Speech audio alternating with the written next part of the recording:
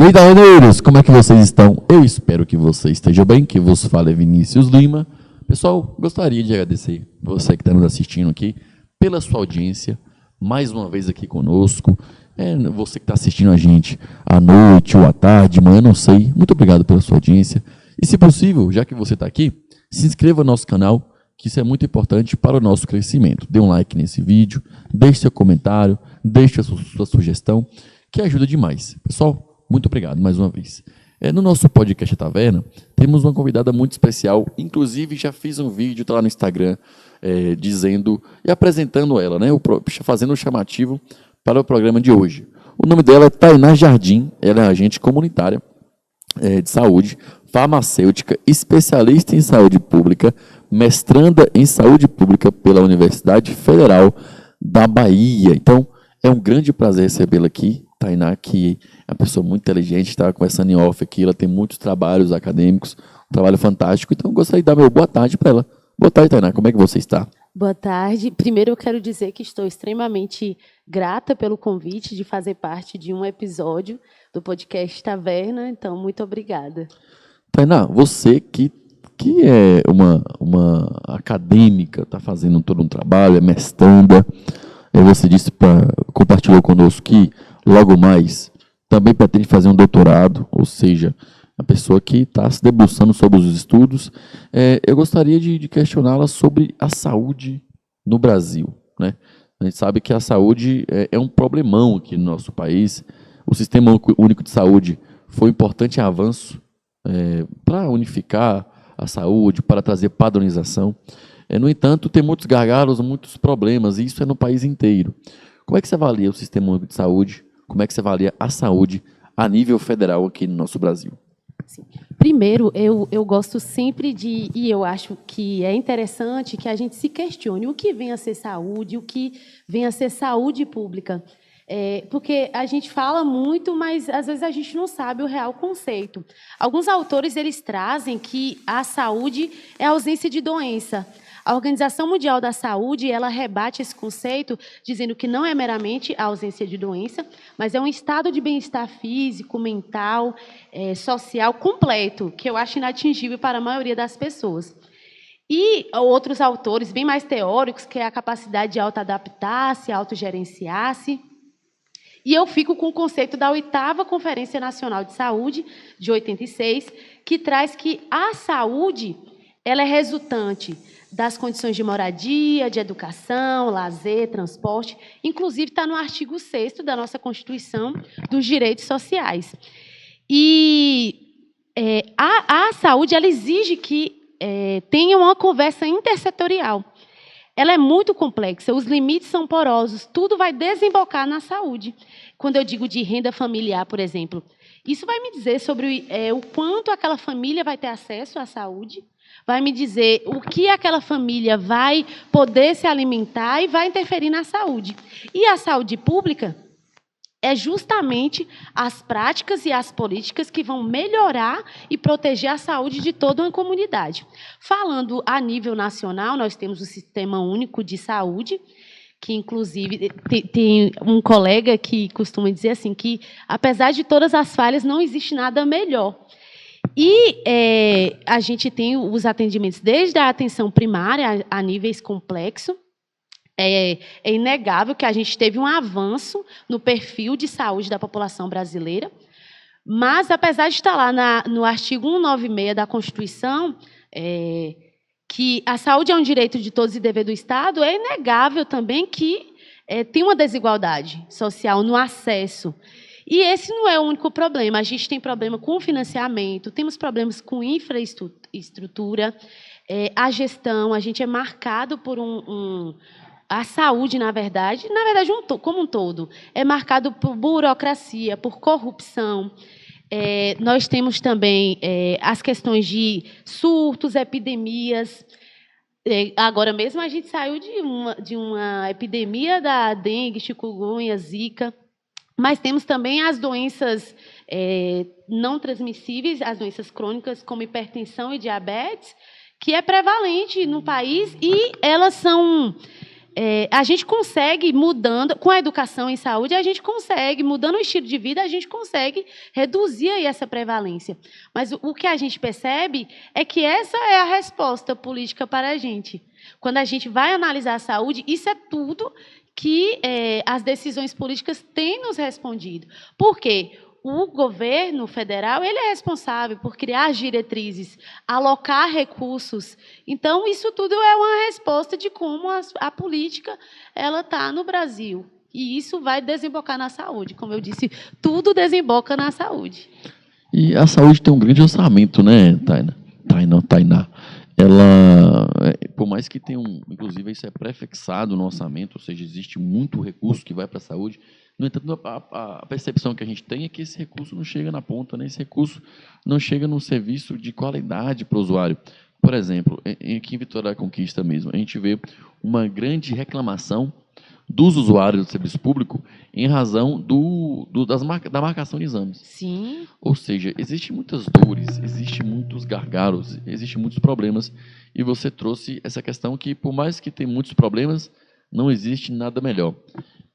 Ou seja, essa questão da garantia da segurança pública, ela é constitucional, da saúde pública, ela é constitucional, mas a dificuldade seria exercer esse direito, né? Ou seja, que a população tivesse acesso de forma, como eu posso dizer, de forma digna.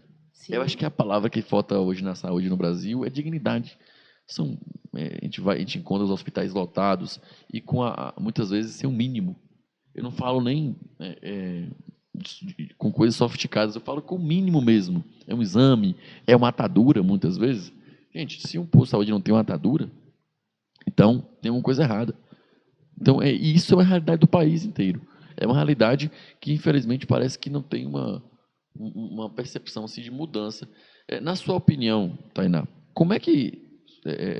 sugestão, você como agente comunitário, você também está na ponta, né? Como é que, na sua opinião, a gente resolve esses problemas? É dinheiro? É planejamento?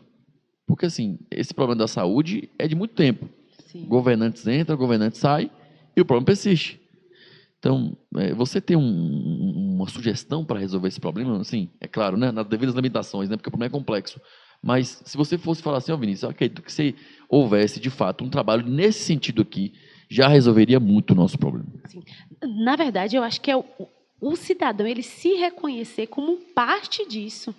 Que muitas vezes a gente deixa só na mão, claro que agora mesmo a gente está num momento político, e é muito importante que a gente saiba com toda certeza quem vai estar lá nos representando. Mas eu acredito também na participação do cidadão neste processo. Temos, por exemplo, o Conselho Local de Saúde. A adesão é baixíssima. As pessoas, assim, se bem que as pessoas já estão, assim, desacreditadas, sabe? Inclusive, eu me candidatei para o Conselho Local de Saúde lá do meu bairro. Pronto. E sabe qual foi? E sabe o que eu me candidatei? Porque eu fui buscar algumas informações da agente de saúde e ela falou assim, não está tendo as reuniões porque não tem representação da sociedade civil.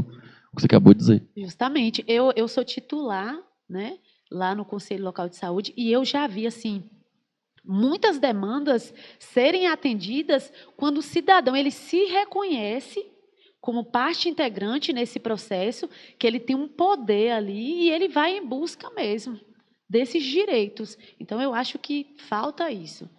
O cidadão ele participar, ele correr atrás dos direitos dele. Claro que, como você disse, dentro das limitações que a gente tem.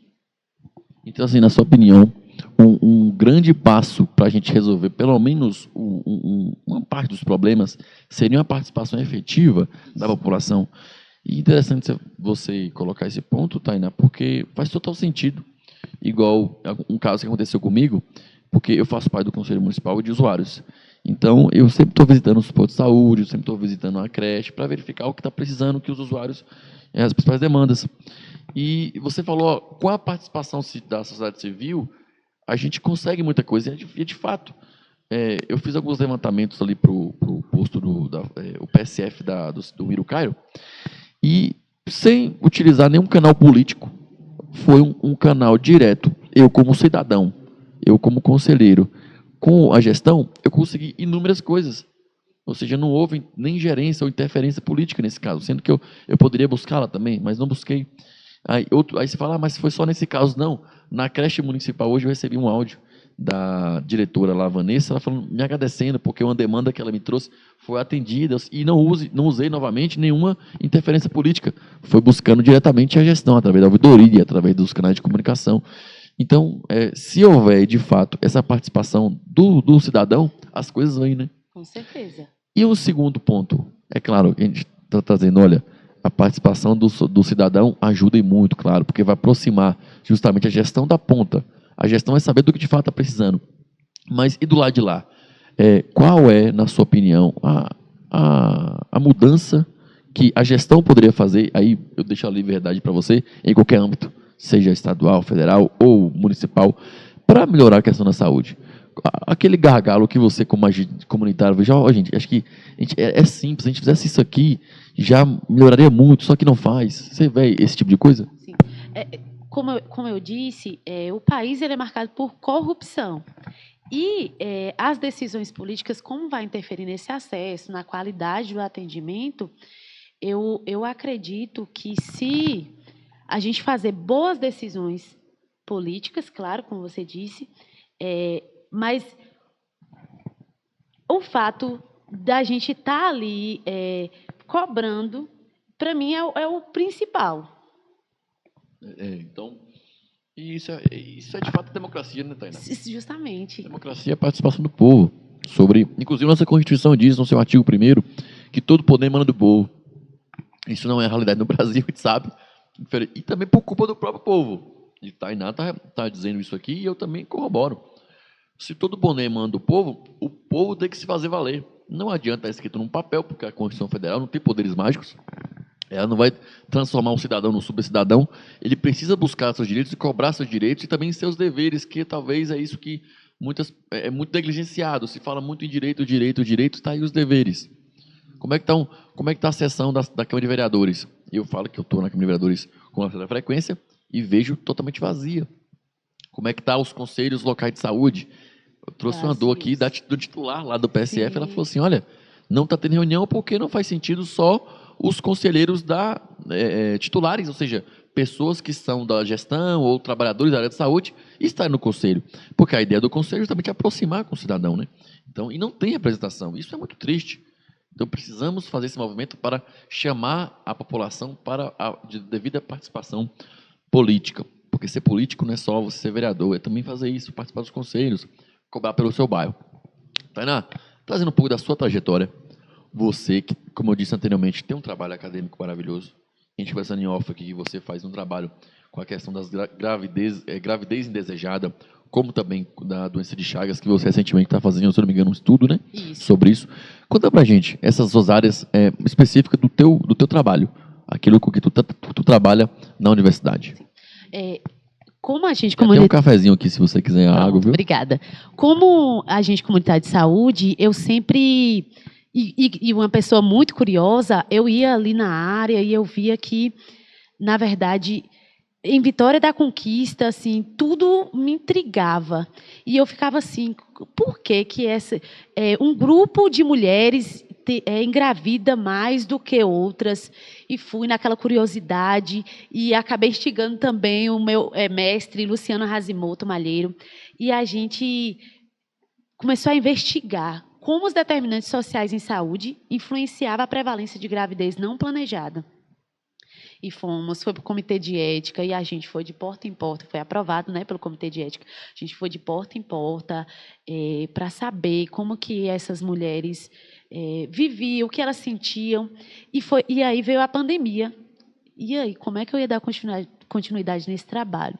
A gente terminou online, porque eu tinha o número da maioria dessas mulheres, e gerou um produto maravilhoso, apesar de triste, muito relevante, mas aí a gente percebeu que a maioria das mulheres que engravidavam era justamente aquelas que eram negras, que tinham uma baixa escolaridade, que tinham uma renda familiar menor que um salário mínimo. Então, gerou esse produto maravilhoso. Inclusive, a gente vai publicar esse artigo, quero todo mundo lendo. E, atualmente... Você me manda. Pode deixar. E, com isso, foi um combustível para eu Aí eu conheci o projeto Integra Chagas Brasil, ao qual eu faço parte atualmente. Isso foi um combustível maior para eu ir para o mestrado. Porque quando chegou para mim assim, doença de Chagas, eu falei, como assim, gente? Doença de Chagas não está erradicada, não? E quando eu fui pesquisar, estima-se que 4,6 milhões de pessoas estejam infectadas em todo o Brasil, e que a Bahia é um dos países, um dos estados brasileiros onde mais se morre pela doença de Chagas, 633 óbitos por ano. E Vitória da Conquista, eu falei, não é possível, e a gente começou a investigar. Inclusive, um dos objetivos desse projeto é ampliar a detecção. A gente vai fornecer o tratamento através da atenção primária à saúde, olha aí a importância da atenção primária, e uma linha de cuidado, que a gestão já está se movendo para isso. Uma linha de cuidado, não é só encontrar essas pessoas, saber onde estão, quem são, mas e o que a gente vai fazer com elas daqui para frente. A gente precisa garantir aí uma qualidade de vida para esses pacientes. Tânia, você falou sobre a doença de Chagas, e eu gostaria de fazer uma pergunta logo depois sobre isso. Mas voltando sobre a questão da gravidez indesejada, você que se debruçou sobre essa questão, vamos lá. Eu, como um católico, o que a igreja ensina é que a família, para ser estruturada, tem alguns requisitos. Dentre eles, um casamento, dentre eles, a castidade, e dentre outros, o respeito mútuo. E a gente percebe que esses valores foram se perdendo com o passar do tempo. E com a tal da revolução sexual, ocorreu uma romantização do sexo pelo sexo, muitas pessoas que ainda não têm, muito jovens iniciando uma vida sexual, e uma devida desestruturação da família. Você que se debruçou sobre esse caso, sobre a gravidez indesejada, e você trazendo muito bem a persona, ou seja, o perfil socioeconômico dessas pessoas que têm essa gravidez muito jovem, sem estrutura muitas vezes, o que você, na sua opinião, essa questão da revolução sexual, ela foi preponderante para que aconteçam as gravidezes indesejadas?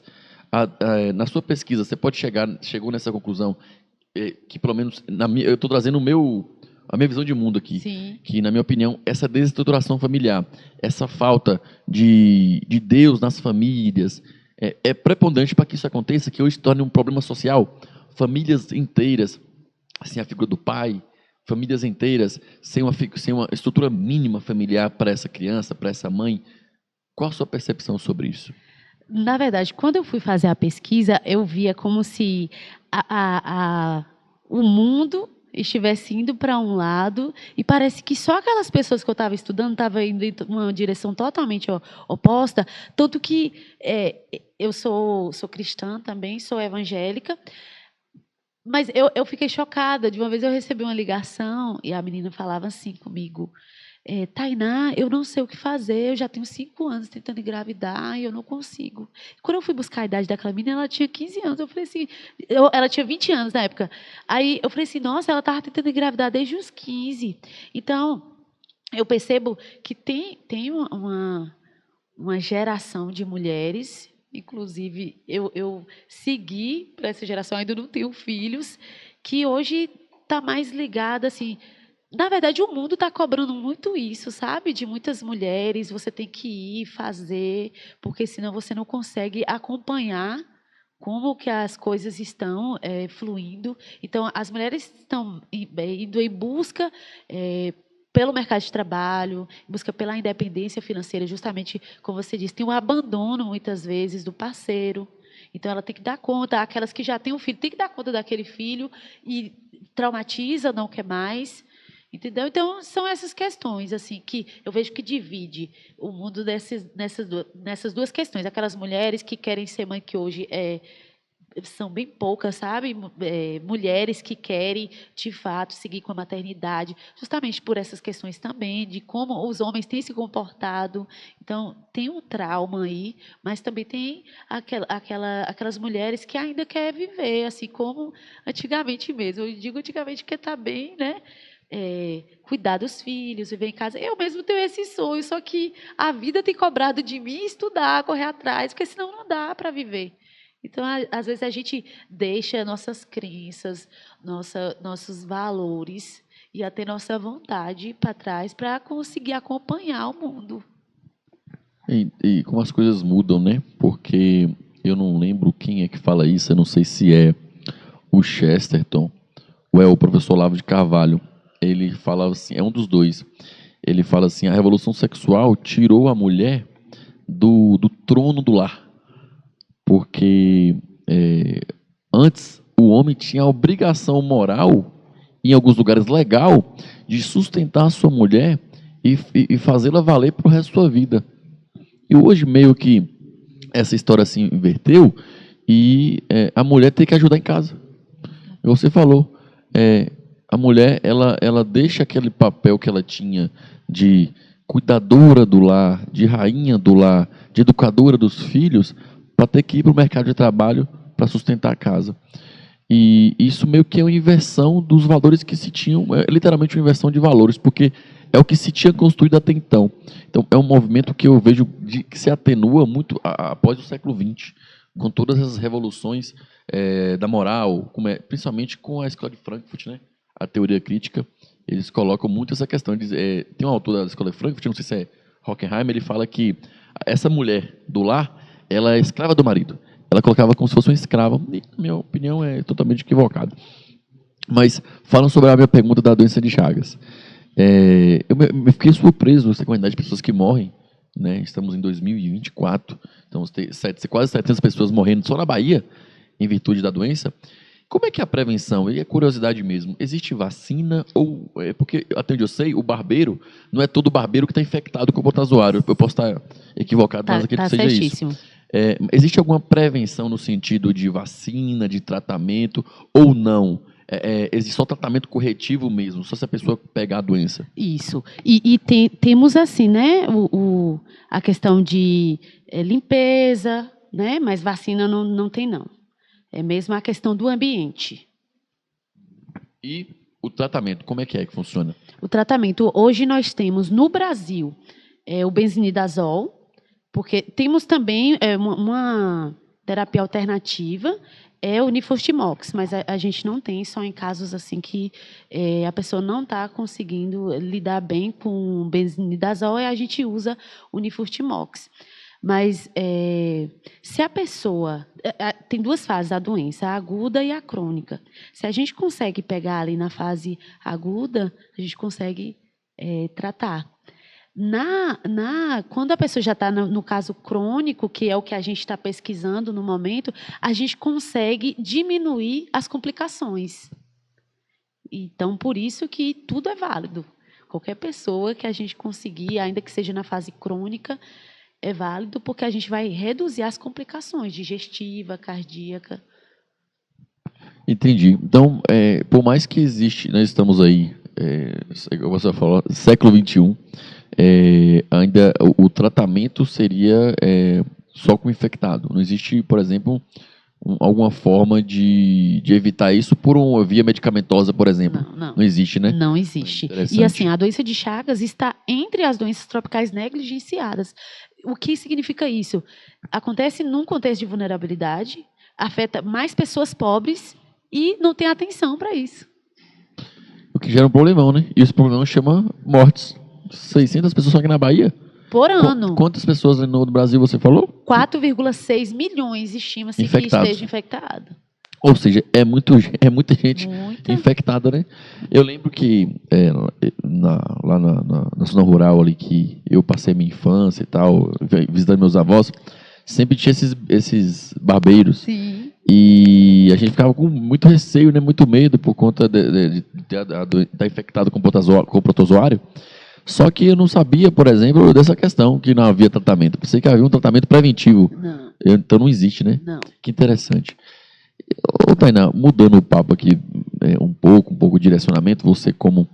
e trazendo um pouco para a política, você como uma estudante da UFBA, a gente sabe que as universidades federais foram tomadas por um progressismo, digamos assim. E eu falo, não é só pela questão dos professores, mas também da própria grade curricular. Eu passei por isso na UESB, eu via muitas matérias com assuntos que, para mim, não fazia sentido nenhum com o meu curso. Eu falo assim, gente, mas espera aí, eu preciso aprender a administrar um negócio, Por que diabos ou cargas d'água eu estou aprendendo sobre indústria cultural? Eu ficava me fazendo esses questionamentos. Você lá na UFBA, você passa por isso? Você vê matérias nesse sentido? Você vê professor nesse sentido? Assim, como eu estou fazendo mestrado e você escolhe as matérias que vai ser melhor para a sua carreira, então eu não me deparei com isso. Porque, assim, todas as matérias que na verdade, tem as obrigatórias e as optativas, mas lá eu não consigo perceber tanto isso, porque as optativas, até aquelas mesmo que eu posso escolher, eu sempre vejo que vai me ajudar, de certa forma, na minha carreira. E a monografia? Quando você fez na UFBA também? Não. Não. A graduação eu fiz numa universidade particular. Particular. Privada. Porque isso acontece também, inclusive, nas particulares. Você passou por isso? Não. Você via lá mais independência, você via um curso mais técnico? Porque eu falo, porque tenho amigos, né, que a incorrência nas universidades particulares são menores. São bem menores. Na universidade pública isso é mais evidente.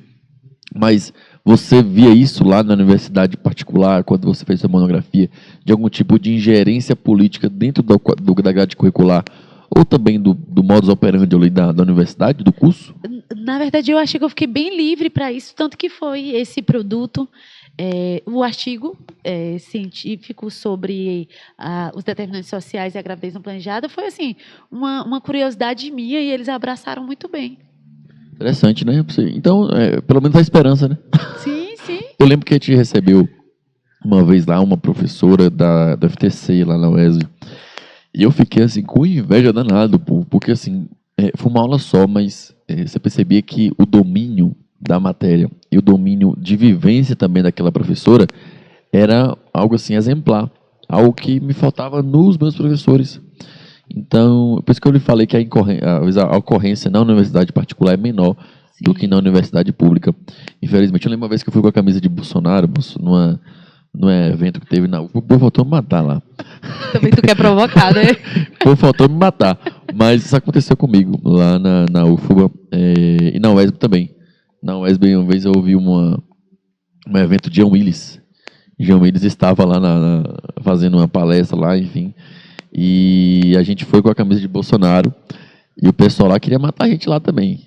O povo chamando a gente de tudo que é nome lá. Esculhambaram com a gente. Mas é assim mesmo. Tainá, e você, seu trabalho como agente comunitária? Me fala um pouquinho aí dos principais desafios. Como é que é essa vivência com a operação de fato? Porque você lida diretamente com as pessoas. Assim, o agente de saúde, ele é reconhecido, né, como a cerejinha do bolo dentro da atenção primária, dentro desse serviço. E a gente cria um vínculo com a população, com a comunidade, que eu não vejo com nenhum outro profissional. Assim, as pessoas têm uma confiança em você. Mas, apesar disso, eu trabalho em uma área bem, vamos dizer assim, periférica. E eu vejo... De quê? Na cidade de Serrinha, uma parte ali da cidade modelo.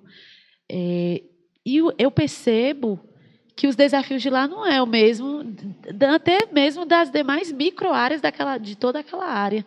Então, a gente tem as questões, principalmente, da minha população em si, da distância até o posto de saúde, eles reclamam disso, apesar de que agora a gente vai ter o posto de saúde na própria cidade modelo, porque eles têm que se deslocar para o Patagônia.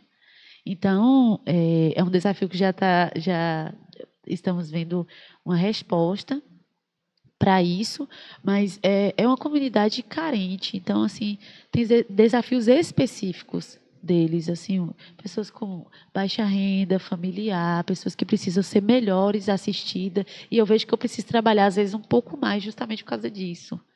Interessante você falar sobre isso. No caso lá do PSF do Mirucara, que eu acompanho muito de perto, você sabe qual é a principal reclamação do pessoal, dos agentes, dos profissionais da saúde? O público atendido é muito grande.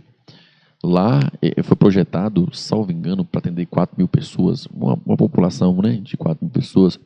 A área ali, somando ali, acho que tem mais de 10.000 pessoas hoje. Esse também é um problema lá. É um problema, né? Isso, inclusive da minha micro-área, que assim, preconizado para a gente atender aí de 700 a 80 pessoas. Eu tenho bem mais que 1.500 pessoas. E você quer ver que com aquela questão que você trouxe, com a população próxima ajuda demais, uma demanda que eu levei para a ouvidoria, que você inclusive foi com a inspetora Tônia na época, que ela estava ainda como ouvidora, foi o seguinte: lá existe uma unidade de saúde básica que é naquelas casinhas, nos conjuntos habitacionais do Casa Minha Vida.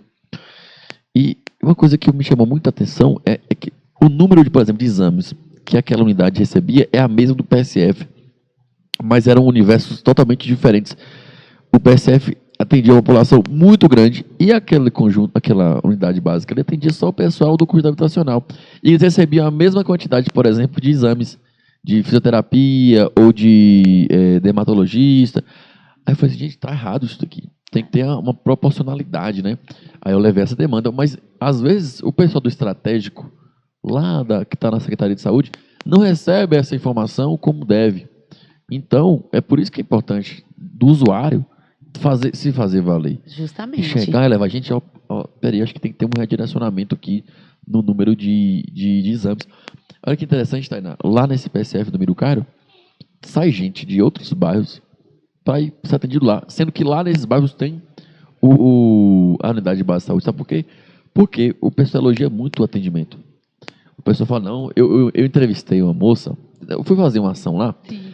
aí eu fui perguntar aos usuários como é que estava o serviço. Aí uma senhora estava chegando para fazer algum serviço odontológico, se não me engano.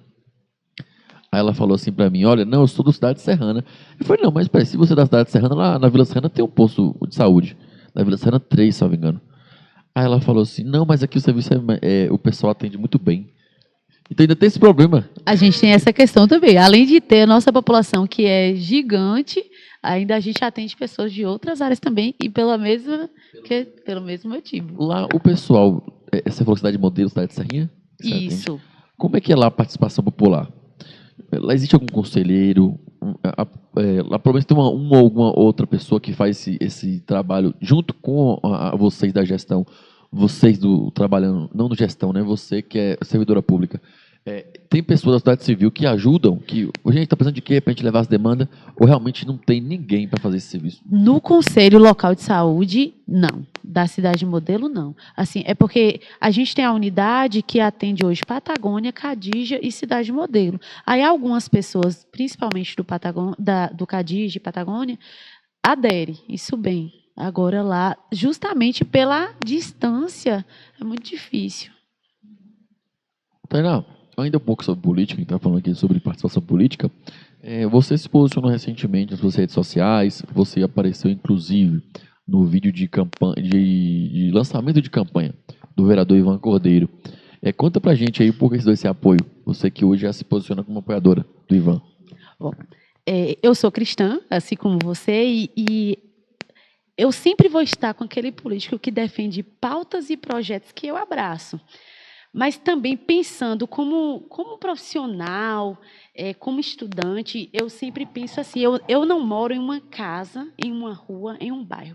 Eu moro em uma cidade. Então, eu sempre acompanhei o trabalho do vereador Ivan Cordeiro. E, por exemplo, agora mesmo, o último vídeo que eu fiz foi sobre o CRAS Pedrinhas. Eu não moro lá, mas eu sei o quanto isso é importante para a população.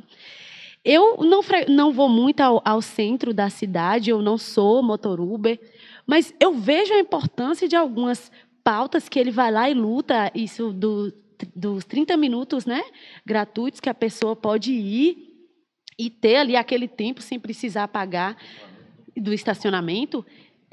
Eu não faço muito uso disso, mas eu sei o quanto isso é importante para toda uma cidade. Ele também lutou pela questão da violência contra a mulher. Graças a Deus eu também não sofro com isso, mas eu conheço mulheres que sofrem, e ele colocou a agente de saúde como a principal pessoa que podia estar trabalhando estrategicamente nisso, pelo vínculo que tem com a comunidade. E então eu abraço essa causa também, assim como ele. Eu vejo a paixão dele com a zona rural também. Agora que eu não estou tendo muito tempo, mas eu vou muito na casa da minha avó, na roça, e eu vejo ali sabe, as estradas melhores, alguns lugares que ele conseguiu, levou água e tudo. Então, eu abraço tudo que ele fez até hoje. Ele defende as minhas pautas, defende projetos que eu também defendo. Então, Bacana que e realmente Ivan, ele faz um trabalho muito incisivo na zona rural, né? Levando aqueles programas de, por exemplo, abastecimento de água. justamente. E como faço muita participação ali, por exemplo, na Câmara de Vereadores, a gente vê que tem muitos vereadores que não fazem, inclusive, a presença no plenário. Não participam das sessões. A gente vê que Ivan participa. É muito difícil a gente ir na Câmara de Vereadores e não ter Ivan Cordeiro lá na sessão, participando, liberando, cobrando, fazendo discurso. Então, isso é o mínimo, mas que no Brasil a gente precisa elogiar, porque muitos não fazem o mínimo. Sim, e eu jamais levaria meu rosto, levaria o nome da minha família para vídeos e tudo, se eu não tivesse certeza assim, que ele é uma pessoa boa para nos representar. Muito bom. E, Tainá, fala um pouquinho sobre ainda política, né, mas trazendo de novo para essa questão nacional, como é que você está avaliando o governo Lula? Como é que você está, assim, como agente comunitária, como profissional da saúde, como é que você está avaliando, e também como estudante, né, que você ainda tem essa outra vertente, porque a gente passou recentemente por uma greve nas universidades federais, Sim. Que é muito duradoura, inclusive. Como é que você está avaliando essa gestão? Como eu já tinha dito na saúde, e eu consigo expandir isso para as outras áreas, o Brasil em si é marcado, né, por corrupções e assim muitos escândalos. Eu não sou tão específica na política como você, mas como profissional da saúde eu percebo isso, que a questão do financiamento ficou ainda pior. E, apesar de tudo isso, eu vejo que a atual gestão aqui no município tem conseguido fazer um bom trabalho, apesar de toda essa dificuldade. Mas eu não consigo ser tão específica como você, assim, na política. Mas, claro que eu estou sempre tô acompanhando E o desmatamento como mesmo. mestranda, como é que está essa questão? Porque a gente sabe que existem as bolsas, questão de infraestrutura, porque às vezes a gente vê muito em jornal, estou falando, você, no caso aqui, é minha fonte primária agora, você como estudante da Universidade Federal da Bahia, e você, como é que você está vendo o sentimento, o feeling do pessoal lá na universidade? O pessoal está abraçando o governo? O pessoal está vendo algumas críticas pontuais? A infraestrutura, apoio? Dá um panorama, você agora, Tainá, mestranda. Sim. Como o pessoal lá é bem ligado ao atual governo federal, então, assim, eu quase não vejo críticas e tudo, mas eu, Tainá, eu costumo, assim, chegar, vou lá, faço o que eu tenho que fazer, mas não me meto muito, sabe? Mas eu vejo que o pessoal, assim, tem uma questão muito ligada, é forte lá, com o PT. Essa greve recente que teve das universidades federais não impactou nos seus trabalhos? A Universidade Federal da Bahia não parou. A gente Não foi, continuou. não foi geral, né? Isso. Uhum. Não, Mas não então paramos. não teve impacto aqui Não, na Bahia. não. Pelo menos, né? Isso. Interessante porque aqui a Bahia, a gente sabe que historicamente sempre está acompanhado com o lulopetismo. É muito forte, inclusive venceu o Bolsonaro aqui com uma margem expressiva. Se Bolsonaro não tivesse perdido com a margem que perdeu aqui para a Bahia, provavelmente o Bolsonaro teria sido reeleito, uma vez que a margem de vitória para o Lula foi pouca, foi questão de 2% ali. Então, a gente percebe que aqui na Bahia ainda eles conseguem ter uma perpetuação no poder, né? E isso é muito triste. Mas pelo menos o serviço público não parou. Pelo menos a Universidade Federal da Bahia seguiu com os seus trabalhos. Tainá, e me fala aí um pouquinho também sobre essa relação sua com a universidade, de modo geral, porque você fez um trabalho acadêmico, você primeiro formou na universidade particular, como você disse, depois começou a fazer uma especialização na universidade pública. Dá uma parada geral para a gente sobre esses trabalhos seu na universidade. Você falou para a gente que compartilhou conosco um pouco do seu trabalho em relação à gravidez desejada e sobre a doença de Chagas. Existem outros trabalhos que você faz na academia nesse sentido ou é mais específico nessas áreas? A gente, quando vai entrar, Na verdade, primeiro eu queria dizer que eu sempre corri muito atrás, sempre fui muito determinada, e quando eu saí da universidade particular, eu pensava que era um sonho distante, porque eu venho de uma família humilde e não é segredo para ninguém que a gente tem que lutar um pouco mais. O meu pai, ele é pedreiro, inclusive me orgulho muito disso. Minha mãe, ela é podocure. E minha mãe começou a fazer a graduação depois que eu terminei a minha, por incentivo. E sempre tivemos essa dificuldade, apesar de que foi uma trajetória que não é uma trajetória que não precisa ser triste, pelo contrário, eu sou muito feliz e realizada, mas eu pensava que era um sonho que eu jamais iria alcançar. Aí fiz a prova, inclusive tiveram 3 etapas. Quando eu vi a aprovação, eu sabia que em algum momento talvez eu fosse conseguir isso na vida pela minha dedicação. Mas sabe quando você conta tudo, as decisões políticas, o governo, tu fala assim, meu Deus, será que um dia eu vou alcançar isso? Então, para mim, foi uma realização, assim, e eu fico emocionada em saber que eu cheguei até aqui, que eu consegui passar nessas provas, nessa etapa. E lá são divididas em 2 linhas de pesquisa. A linha epidemiológica e de políticas. Hoje, eu estou na linha de epidemiologia e a gente tem que escolher, né, assim, uma linha também para seguir mais enxuta. E aí eu segui para as doenças tropicais negligenciadas e estou trabalhando especificamente com a doença de Chagas. Interessante que você foi falando, seu olho foi enchendo de lágrimas, né? Eu sou chorona. Mas a gente sabe a cruz que a gente carrega, né? Todo mundo sabe. Eu mesmo, graças a Deus, assim, nesse sentido econômico, eu sou muito grato a Deus porque não tenho o que reclamar. Tinha uma base familiar muito boa. Mas, mesmo assim, a gente sabia que o trabalho que era, por exemplo, você deslocar todos os dias para a universidade. Você, às vezes, chegava lá, você deparava com professores que não iam, com falta, com greve, paralisação. Então, nessa situação, eu, vindo de uma família que nunca passou por muitas dificuldades financeiras, já era um dificultoso, e você trazendo a sua realidade, que sempre veio de baixo, e galga essas posições, isso é sim motivo de orgulho, então lhe parabenizar.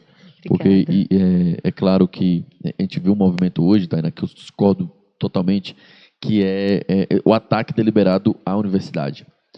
Eu acho que não é porque existe, é claro, uma inserção progressista dentro da universidade que você vai atacar toda a universidade. Até porque essa generalização é burra.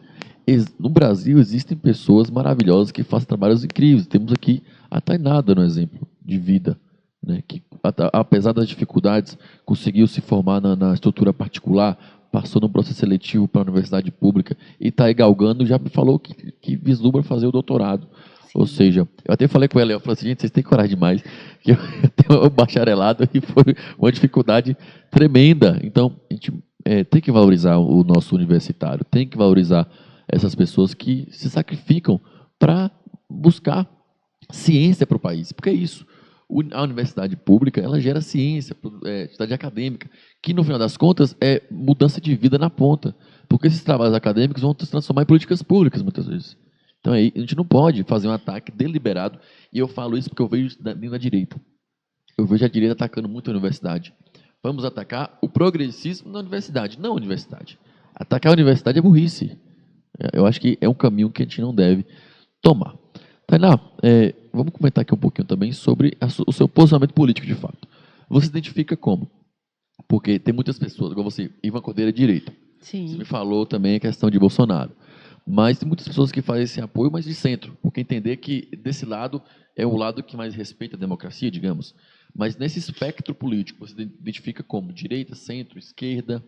Você apoia o Bolsonaro? Conta um pouquinho pra gente aí. Eu apoiei Bolsonaro na época. Na verdade, votei.